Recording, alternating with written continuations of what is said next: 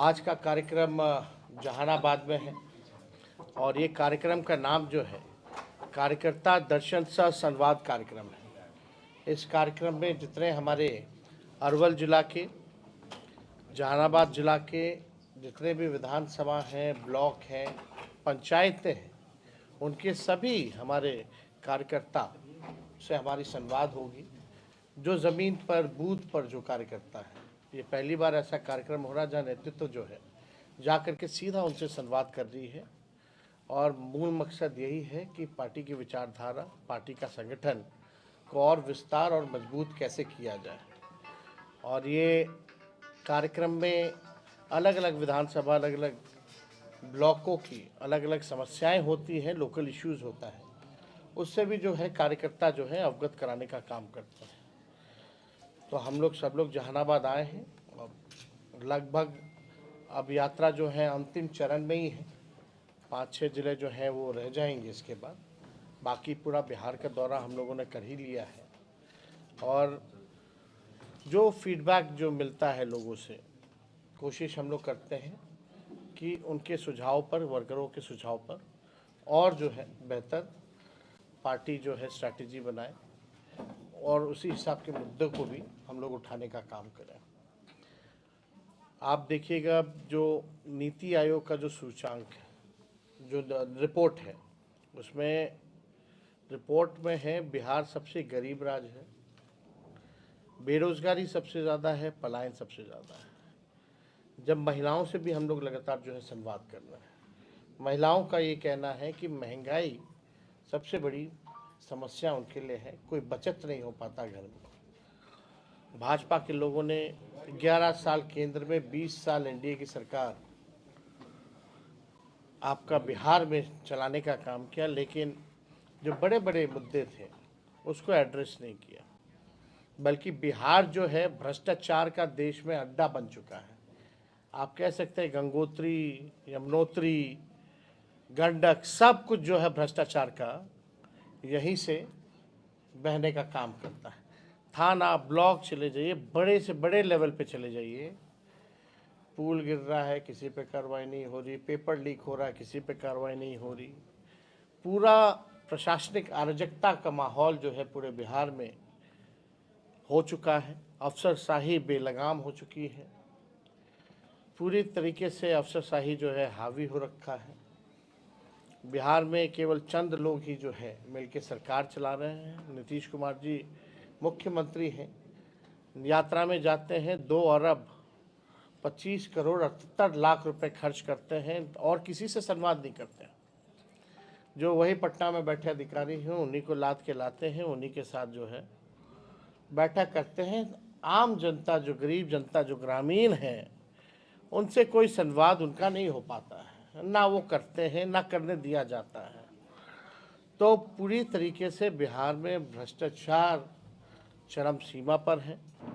हम लोगों के 17 महीने में जो हम लोगों ने काम किया, आप लोगों ने देखा होगा, 5 लाख नौकरी, 3 लाख नौकरी प्रक्रिया थी। IT, sports policy, tourism policy, नियोजित शिक्षकों को राजकीय कर्मी का दर्जा, मानदेय, हम लोगों ने तालमी मरकज़ हो, विकास मित्र, शिक्षा मित्र, आंगनबाड़ी, सभी लोगों का, ममता आशा का हम लोगों ने बढ़ाने का काम किया। कई बड़े बड़े काम, जाति आधारित गणना से लेकर के आरक्षण की सीमा 75% हम लोगों ने करने का काम किया। छात्र वही गांधी मैदान में अभ्यर्थी जो थे उनको नियुक्ति पत्र मिलता था, उनके चेहरे पे खुशी होती थी। आज के एनडीए की सरकार में वही गांधी मैदान में लाठी से मारा जा रहा है लोगों के। लोग निराश हैं, अभ्यर्थी, नौजवान, छात्र, छात्राएं, कोई भी सरकार में जो है खुश नहीं है। तो हम लोग बिहार घूम रहे हैं, उसी का फीडबैक के अनुसार हम लोगों ने तय किया जो महिलाओं की समस्या है इसके निदान के लिए हमारी सरकार अगर बनेगी तो माई बहन मान योजना हम लोग लाएंगे और सरकार बनने के 1 महीने के भीतर इसको लागू कर दिया जाएगा और 2500 रुपये सीधे माताएं बहनों के खाते में हम लोग डालेंगे। स्मार्ट मीटर से लोग परेशान हैं, जहां हम लोग जा रहे हैं लोगों का शिकायत मिल रहा है, वर्करों का शिकायत मिल रहा है कि उनके पंचायतों में समस्या है। तो स्मार्ट मीटर, आप लोग जानते हैं कि पहले से ही बिहार में जो है बिजली का बिल जो आता है या दाम जो है पूरे देश भर में अगर सबसे महंगा बिजली मिलता है तो वो बिहार है। तो हम लोगों ने तय किया कि 200 यूनिट फ्री बिजली हमारी सरकार आएगी तो देने का काम करेंगे। इसी के तहत वृद्धा पेंशन आई, सामाजिक सुरक्षा पेंशन की भी बात आई। जो दिव्यांग हैं, विधवा हैं, वृद्ध लोग हैं, उनका केवल पेंशन जो है 400 रुपये ही मिलता है। तो वो 400 से बढ़ा करके हम लोग जो है 1500 रुपये जो है करने का ऐलान हम लोगों ने किया है। और हम लोगों ने जो जो कहा है वो हम लोगों ने किया है। हम लोग काम करने वाले लोग हैं। लेकिन बिहार में आप देखिएगा, नीतीश कुमार जी थक चुके हैं, रिटायर्ड अधिकारियों के साथ जो है वो बिहार चला रहे हैं। पूरे बिहार भर में डीके टैक्स वसूली हो रहा है, भ्रष्टाचार का केंद्र बना है, और ना इनके पास कोई विजन है, ना कोई मिशन है। इन लोगों को बिहार कैसे आगे अव्वल राज्यों में ले जाएंगे, कोई भी इनकी कार्य योजना नहीं दिखती है, रोड मैप नहीं दिखता है। हम लोगों के पास विजन भी है, हम लोगों के पास रोड मैप भी है, पूरा ब्लूप्रिंट है कि किस प्रकार से बिहार को हम लोग अव्वल राज्यों में ले जाने का काम करेंगे, बिहार की जो मुख्य समस्याएं हैं उसको कैसे दूर करेंगे। एक बार हम लोग पूरा बिहार घूम लेंगे, यात्रा हो जाएगी। इसके बाद ब्लूप्रिंट जो है बिहार वासियों के सामने हम लोग रखने का काम करेंगे। ये सारा काम जो है चलता रहेगा। और आप देखिए जिस प्रकार से केंद्र में बिहार के मंत्री हैं, यहाँ 2-2 डिप्टी सीएम हैं, 11 साल केंद्र में, 20 साल बिहार में। लोगों की मांग रहती है, चुनाव में वो लोग वादा करते हैं बिहार को विशेष राज्य का दर्जा देंगे। चुनाव आते ही लोग भूल जाते हैं। केवल जुमला चुनाव में, केवल झूठ, और बीजेपी का कोई काम नहीं रह गया है।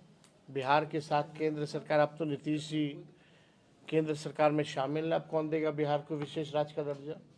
हम लोगों की पुरानी मांग रही है। नीतीश कुमार जी भी इस मांग को दोहराते रहे हैं।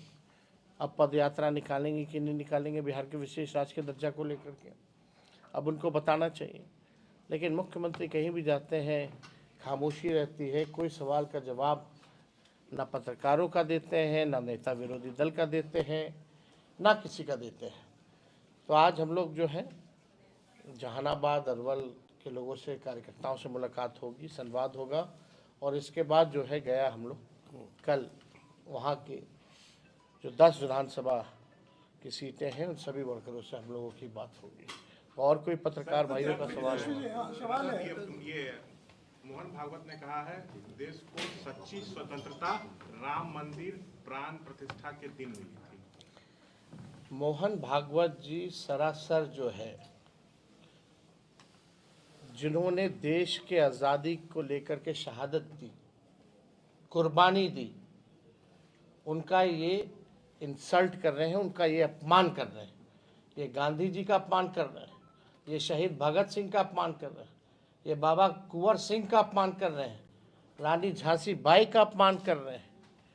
ये लोग राव तुलार राम जी का जो है अपमान करने का काम कर रहे हैं। जिन लोगों ने शहादत दी, देश के आज़ादी को लेकर के कुर्बानियाँ दी, और उनके साथ हजारों लाखों लोगों ने जेल में बंद रहे हैं, फांसी पे चढ़े, अंग्रेज़ों का जुल्म सहे, ये उनकी जो है अपना अपमान करने का काम कर रहे हैं। आरएसएस और बीजेपी का कोई आज़ादी में कोई योगदान नहीं रहा।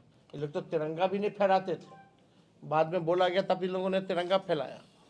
अब बाद में क्या कहेंगे ये मोहन भागवत जी कि आरक्षण जब खत्म हो जाएगा तब जो है आज़ादी मिलेगी, यही मोहन भागवत जी कहेंगे। अब ये लोग आरक्षण विरोधी लोग हैं।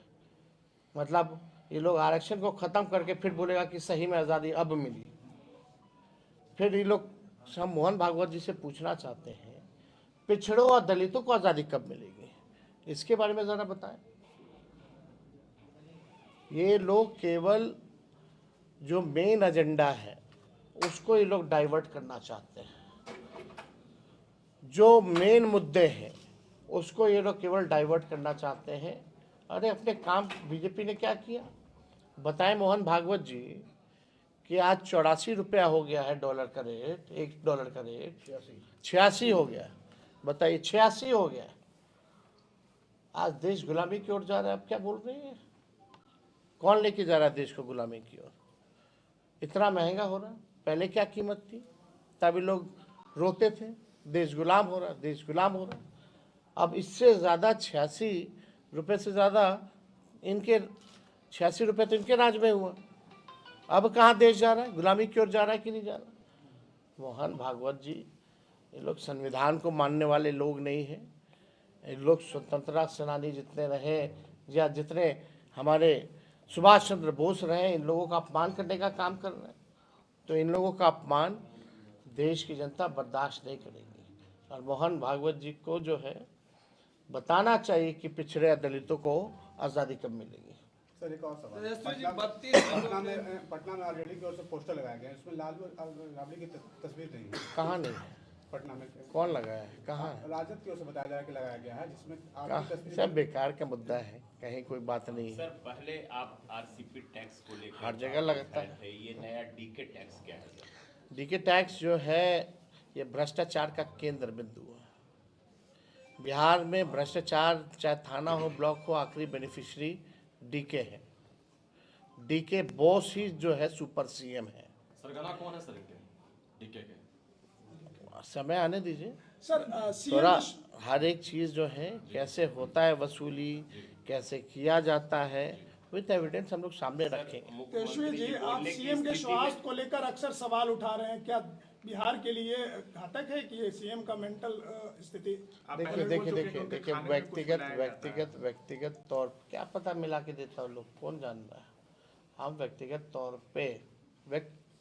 तौर पे मोड़ चोड़ के मत दिखाइएगा। व्यक्तिगत तौर पे बुजुर्ग हैं, अभिभावक हैं, उनका हम सम्मान करते हैं, लेकिन नेता विरोधी दल होने के नाते हम जो है वो मुख्यमंत्री है, इसका विरोध करते हैं। सर केंद्र सरकार हम लोग क्यों नहीं चाहेंगे कि भाई उनका स्वास्थ्य जो है ठीक रहे। अब लेकिन उनके आसपास वाले जो लोग हैं, अब वो क्या करते हैं नहीं करते, अब उनका काम है।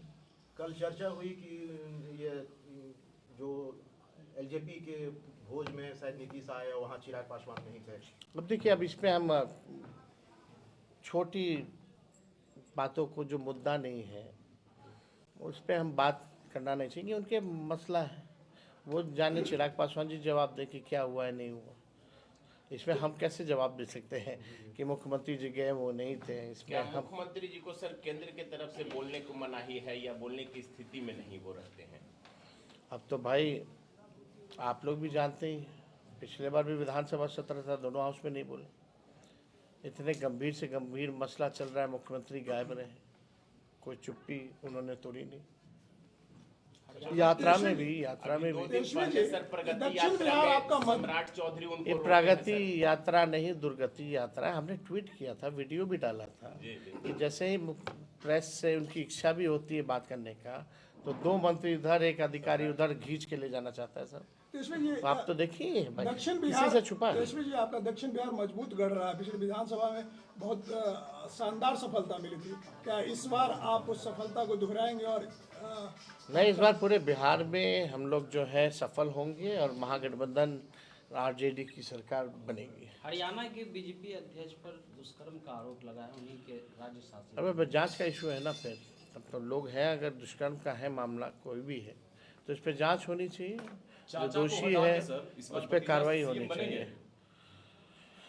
चुनाव होने दीजिए, जनता मालिक है, उनको तय करने दीजिए। जनता का जो निर्णय होगा सिराग पे होगा। तेजस्वी जी, एक आखिरी और अहम सवाल है, आरजेडी क्या अलग लेकर 20 और 25 के 20 का जो चुनाव हुआ था, उसके बाद 25 में विधानसभा चुनाव है, आरजेडी क्या कुछ अलग करने जा रही है कि इस बार उसको ज्यादा लोग मत दें और ज्यादा सीटें उसकी आए? क्या कुछ अलग हुआ, कुछ ऐसा है क्या आपके पास? आप बीजेपी बताती है क्या? हम क्या बताएं, हम क्या करें? आप लोगों का बयान आता है कि नीतीश जी अगर आना चाहें गठबंधन में फिर से तो हम उनका स्वागत है, लेकिन तेज प्रताप जी कहे कि नहीं आने देंगे, घुसने नहीं देंगे। वो देखिए, अब इस बात को लेके चर्चा होनी ही नहीं चाहिए। एक बात क्लियर है कि अब सीधे चुनाव होगा, अब जनता चुनाव करेगी।